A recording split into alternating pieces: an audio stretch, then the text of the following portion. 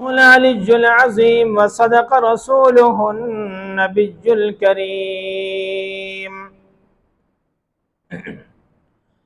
إن الله وملائكته يصلون على النبي يا أيها الذين آمنوا صلوا عليه وسلموا تسليما اللهم صل على محمد وعلى آل محمد كما صليت على إبراهيم وعلى آل إبراهيم إنك حميد مجيد اللهم بارك على محمد وعلى آل محمد كما باركت على إبراهيم وعلى آل إبراهيم إنك حميد مجيد رب اشرح لي صدري ويسر لي أمري واحلل عقدة من لساني يفقه قولي سبحان ربك رب العزة عما يصفون वसलाम अलल मुरसलीन वल्हम्दुलिल्लाहि रब्बिल आलमीन।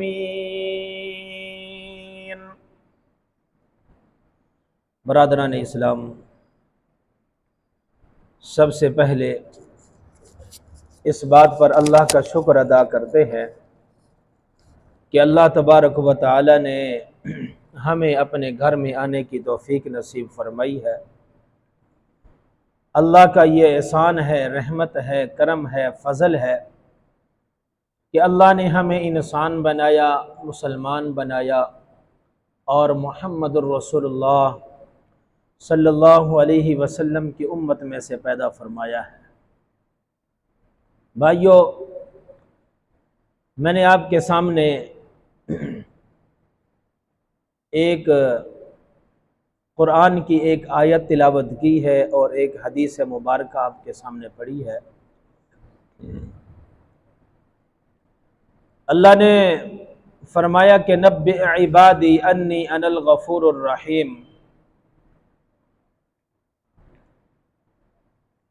ए नबी सल्लल्लाहु अलैहि वसल्लम,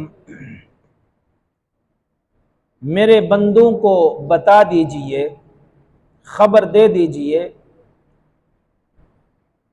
अन्नी अनल गफूरुर रहीम, कि मैं बख्शने वाला और रहम करने वाला हूँ।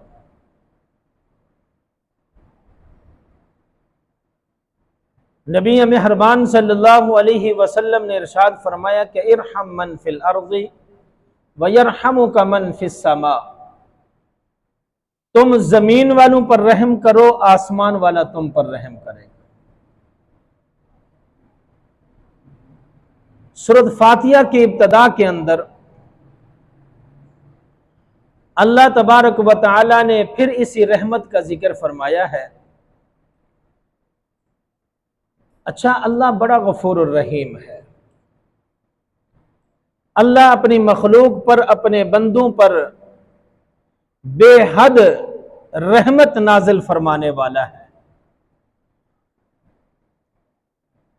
अल्लाह ने फरमाया कि अल्हम्दुलिल्लाहि रब्बिल आलमीन, तमाम तारीफें उस रब के लिए हैं जो तमाम जहानों का क्या है, रब है। अर्रहमानिर रहीम, वो रहमान भी है और रहीम भी है, रहम करने वाला भी है और निहायत रहम करने वाली जात है। फिर अल्लाह ने फरमाया कि इन्ना रहमती वसिअत कुल्ल शै।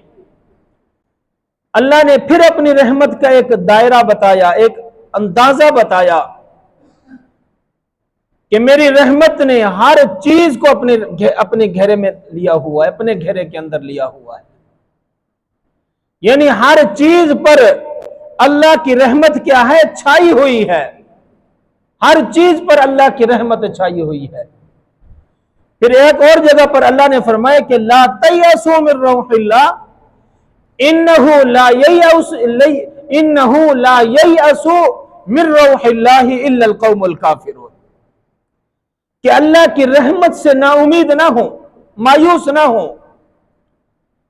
और अल्लाह, बेशक अल्लाह की रहमत ही नाजिल होती है,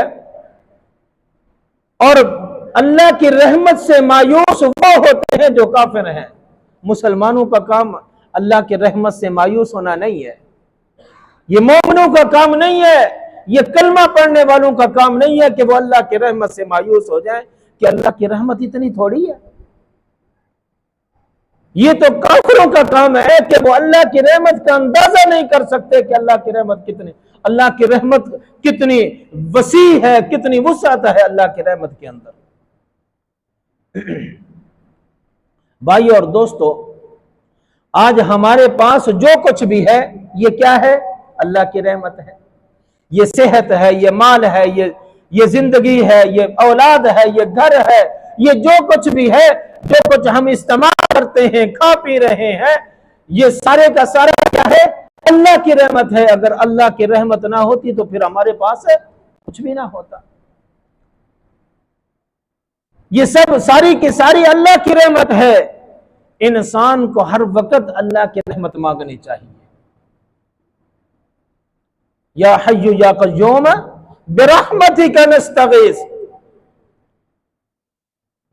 ऐ जिंदा रहने वाले, ऐ हमेशा जिंदा रहने वाले, ऐ हमेशा कायम रहने वाले, हम तेरी रहमत के तलबगार हैं।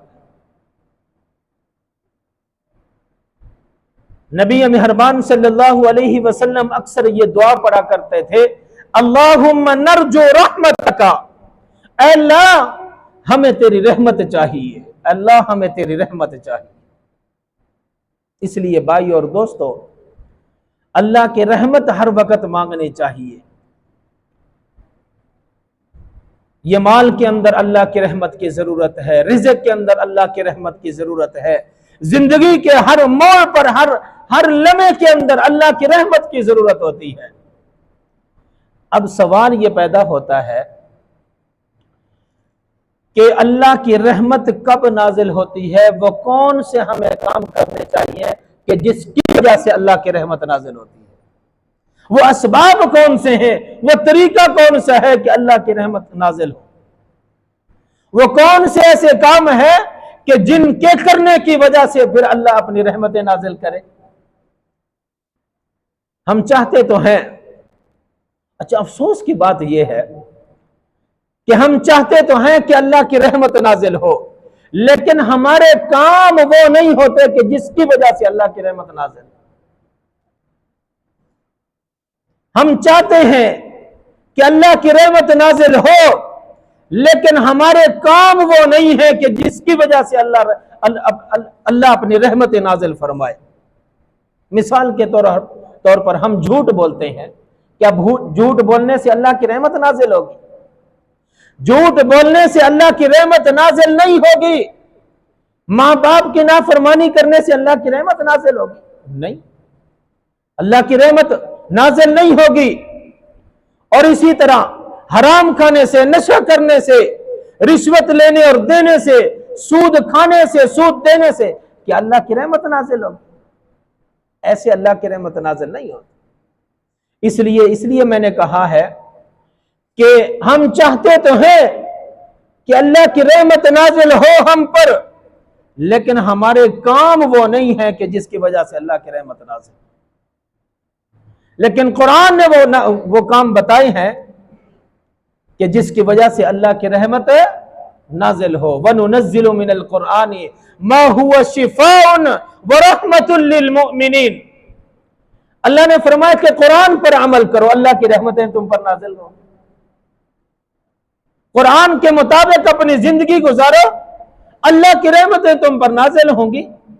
इसलिए अल्लाह ने बता दिया कि वनुनज़्ज़िलु मिनल कुरआन मा हुवा शिफ़ाउन व रहमतुल लिल मुमिनीन। कि हमने कुरान को नाजिल इसलिए किया है कि ताकि तुम्हारे लिए शिफा बन के आया, ये तुम्हारे लिए शिफा भी है और मोमिनीन के लिए क्या है? रहमत बन के आया है। कुरान रहमत ही रहमत है। वइज़ा क़ुरिअल कुरआनु फस्तमिऊ लहु व अंसितू लअल्लकुम तुरहमून। जब कुरान पढ़ा जाए क्या करना है? तुमने खामोशी से सुनना है ताकि तुम पर अल्लाह की रहमतें नाजिल हो। यानी कुरान को सुनने से, कुरान को पढ़ने से, कुरान पर अमल करने से क्या होगा? अल्लाह की रहमतें नाजिल होगी। कुरान को छोड़ने से अल्लाह की रहमतें नाजिल नहीं होगी। वमन अअरज़ अन ज़िक्री फ़इन्न लहू मईशतन ज़न्का व नहशुरुहु यौमल क़ियामति आमा। अल्लाह ने फरमाया कि जो कुरान पर अमल करेगा, लअल्लकुम तुरहमून व रहमतुल लिल मुमिनीन, उन पर अल्लाह की रहमतें नाजिल होंगी। और जो अल्लाह के कुरान के मुताबिक अपनी जिंदगी नहीं गुजारेगा, दुनिया के अंदर भी जलील व ख्वार होगा, आखिरत में भी जलील व ख्वार। कुरान के साथ अपने ताल्लुक को जोड़ने से अल्लाह की रहमतें नाजिल होंगी। इस मुल्क के अंदर, इस मुआशरे के अंदर अल्लाह के कानून, अल्लाह के कुरान के कानून को नाफिज करने से अल्लाह की रहमतें नाजिल होंगी। अपनी जिंदगी में कुरान को लाने से अल्लाह की रहमतें नाजिल होंगी। अपने घर के अंदर, अपने बच्चों में, अपनी औलाद के अंदर कुरान को लाने से अल्लाह की रहमतें नाजिल होंगी। अगर कुरान को दूर कर दिया तो फिर अल्लाह की रहमतें नाजिल नहीं होगी। दूसरी बात, अल्लाह ने फरमाया कि इन्ना रहमतल्लाहि करीबुम मिनल मुहसिनीन, अल्लाह की रहमत उन लोगों के करीब होती है जो दूसरों के साथ भलाई करते हैं, जो दूसरों के साथ हमदर्दी करते हैं, जो दूसरों का ख्याल रखते हैं, जो दूसरों को फायदा पहुंचाते हैं, जो दूसरों को नफा पहुंचाते हैं, जो दूसरों का ख्याल रखते हैं। अल्लाह की रहमत ऐसे लोगों पर नाजिल होती है। आज हमारा काम क्या है? आज रिश्तेदार तो हमसे तंग है कि अल्लाह की रहमतें ऐसे नाजिल हों। हमारी जिंदगी में कुरान नहीं है कि अल्लाह की रहमतें ऐसे नाजिल हों। हमारे हमसाए हमसे तंग हैं कि अल्लाह की रहमतें ऐसे नाजिल हो जाएंगी। यतीम, गरीब, बेवा जितने भी हैं, अल्लाह के हमारे हमसे तंग हैं कि अल्लाह की रहमतें ऐसे नाजिल हो जाएगी। अल्लाह की रहमत उन लोगों के करीब होती है जो दूसरों का ख्याल रखते हैं, दूसरों को तंग नहीं करते, दूसरों के काम आते हैं, दूसरों की जरूरत को पूरा करते हैं। किसी को रास्ता बताना है, रास्ते से तकलीफ दे चीज को हटाना है, फिर अल्लाह की रहमतें नाज़िल होंगी। अल्लाह के नबी सल्लल्लाहु अलैहि वसल्लम ने फरमाया कि एक बंदा जो जन्नत के अंदर जन्नत की नेमतों से लुत्फ अंदोज हो रहा था, वजह क्या थी कि उसने रास्ते से तकलीफ दे चीज को हटाया था। उसकी नीयत यह थी कि दूसरे इससे बच जाए, किसी को तकलीफ ना पहुंचे। अल्लाह ने उसकी इस नीयत को देखकर, इस छोटे से काम को देखकर अल्लाह ने उसको जन्नत के अंदर दाखिल किया और जन्नत की नेमतों से लुत्फ अंदोज हो रहा था।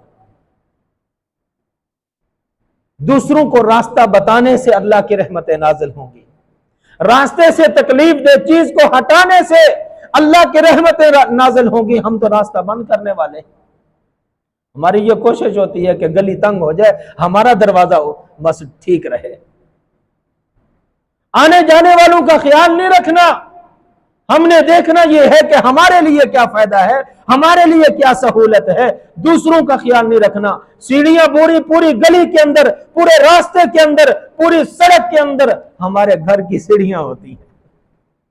क्या इससे रास्ता आसान हो रहा है या रास्ता तंग हो रहा है? भाई और दोस्तों, वालिदैन की खिदमत करने से अल्लाह की रहमतें नाज़िल होंगी। रिश्तेदारों के साथ हुस्न सलूक से पेश आने से अल्लाह की रहमतें नाज़िल होंगी। हमसायों के साथ हुस्न सलूक के साथ पेश आने से अल्लाह की रहमतें नाज़िल होंगी। दूसरों के काम आने से अल्लाह की रहमतें नाज़िल होंगी। हक की गवाही देने से अल्लाह की रहमतें नाज़िल होंगी। भाई और दोस्तों, फिर क्या अल्लाह ने फरमाया, व अक़ीमुस्सलात, अल्लाह की इबादत करने से अल्लाह की रहमतें नाज़िल होंगी। अल्लाह ने फरमाया कि व अक़ीमुस्सलात व आतुज़्ज़कात व अतीउर रसूल, तीन बातें कहकर अल्लाह ने फरमाया कि लअल्लकुम तुरहमून, नमाज पढ़ने से अल्लाह की रहमतें नाज़िल होंगी, ज़कात अदा करने से अल्लाह की रहमतें नाज़िल होंगी, और नबी मेहरबान सल्लल्लाहु अलैहि वसल्लम की इताअत और फर्माबरदारी और पैरवी करने से क्या होगा? लअल्लकुम तुरहमून, अल्लाह की रहमतें नाज़िल होंगी। आज हम अपनी नमाजों की तरफ भी ध्यान करें। नमाजों की तरफ तवज्जो करें। क्या हमारी नमाजें ऐसी हैं कि जिसकी वजह से अल्लाह की रहमतें नाज़िल हो? हम नमाजें इतनी पढ़ते हैं? क्या हम ज़कात अदा कर रहे हैं, अपने माल को पाक कर रहे हैं? क्या हम अल्लाह के नबी सल्लल्लाहु अलैहि वसल्लम की इताअत और फर्माबरदारी में जिंदगी गुजार रहे हैं?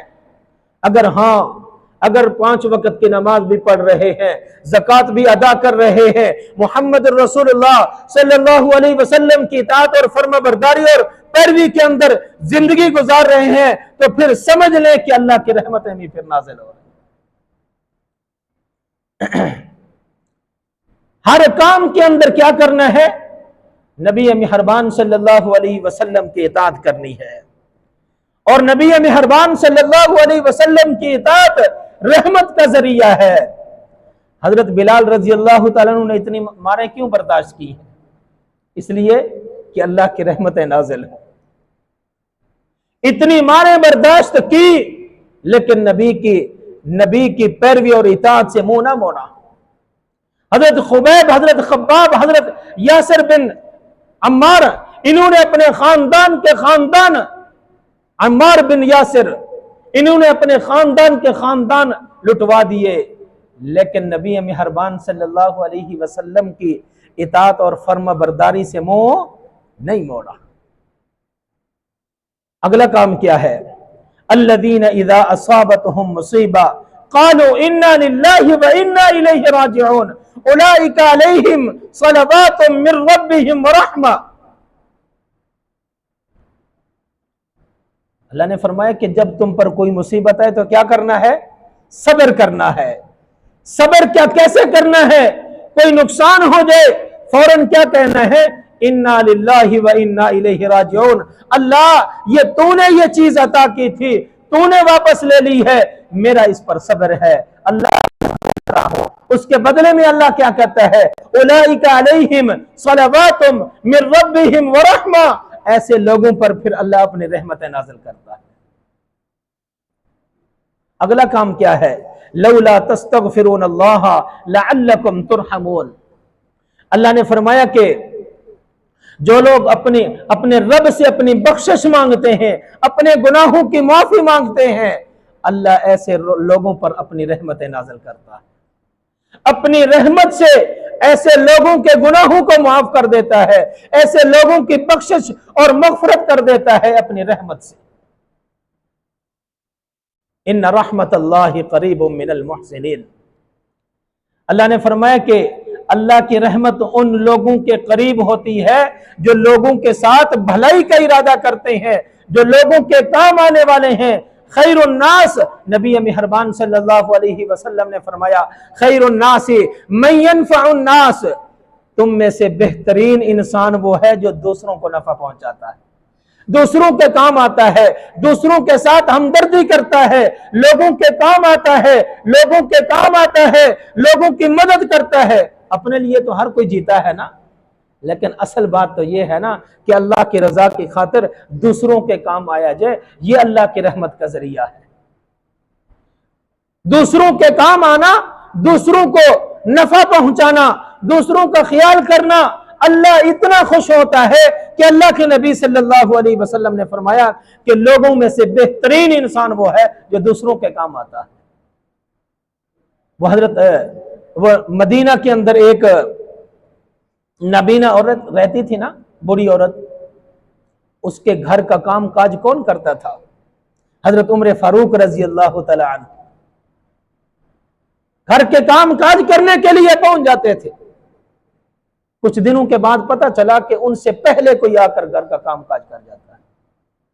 हजरत उमर फारूक रजी अल्लाह तआला अन्हु को यह ख्वाहिश और तमन्ना पैदा हुई कि मैं ऐसी हस्ती को देखूं कि जो मुझसे भी पहले आकर घर का काम कर जाता है। छुप कर बैठ गए कि देखा कि वक्त का खलीफा है, वक्त का हुक्मरान है, वक्त का बादशाह है, जिसको हजरत अबू बकर सिद्दीक रजी अल्लाह तआला अन्हु कहते हैं। वो आए और घर का काम शुरू कर दिया। ये सहाबा की जिंदगियां हमारे लिए बेहतरीन नमूना है कि वह दूसरों के काम आते थे, दूसरों के काम आने, दूसरों का काम करने में एक दूसरे से बढ़ चढ़कर हिस्सा लेते थे। भाई और दोस्तों, हजरत आप सल्लल्लाहु अलैहि वसल्लम गार हिरा के अंदर, आखिरी बात, गार हिरा में थे ना, हजरत जिब्रील अलैहिस्सलाम तशरीफ लाए, कहा कि इक़रा बिस्मि रब्बिकल्लज़ी खलक़ खलक़ल इंसान मिन अलक़ इक़रा व रब्बुकल अकरम अल्लज़ी अल्लम बिल क़लम अल्लमल इंसान मा लम यअलम। आप सल्लल्लाहु अलैहि वसल्लम घबरा गए, कपकपी तारी हो गई। घर आए, हजरत खदीजा रजी अल्लाह तआला अन्हा को यह वाक़या सुनाया। कांप रहे, घबराए हुए हैं। हजरत खदीजा रजी अल्लाह तआला अन्हा फरमाती हैं, अल्लाह के नबी, ऐ अल्लाह के नबी, आप परेशान न हो, आप परेशान न हो। मैं खदीजा का ये ईमान है कि अल्लाह आपको कभी अकेला नहीं छोड़ेगा। खदीजा, क्यों अल्लाह मुझे अकेला क्यों नहीं छोड़ेगा? हजरत खदीजा रजी अल्लाह तआला अन्हा फरमाती हैं, ऐ अल्लाह के नबी, मैं आपकी हर आदत को जानती हूं। जिस बंदे का किरदार आप जैसा हो, जिस बंदे का अखलाक आप जैसा हो, जिस बंदे की जिंदगी आप जैसी हो, जिस बंदे का मिजाज आप जैसा हो, अल्लाह उसको कभी अकेला नहीं छोड़ता। आप तो दूसरों के काम आने वाले हैं, आप तो यतीमों का ख्याल रखते हैं, आप तो गरीबों का ख्याल रखते हैं, आप तो दूसरों का सहारा बनते हैं, आप तो हमसायों और रिश्तेदारों का ख्याल रखते हैं, फिर अल्लाह आपको कैसे अकेला छोड़े? जो दूसरों का ख्याल रखता है, इन्न रहमतल्लाहि करीबुम मिनल मुहसिनीन, अल्लाह ने फरमाया कि अल्लाह की रहमत उन लोगों के करीब होती है जो दूसरों के साथ भलाई करते हैं, जो दूसरों का ख्याल रखते हैं, जो दूसरों को नफा पहुंचाते हैं, दूसरों का नुकसान नहीं करते, दूसरों के पीछे नहीं पड़ जाते, दूसरों को खराब करने की कोशिश नहीं करते। अल्लाह तबारक व तआला से दुआ है, अल्लाह हम सबको अमल की तौफीक अता फरमाए।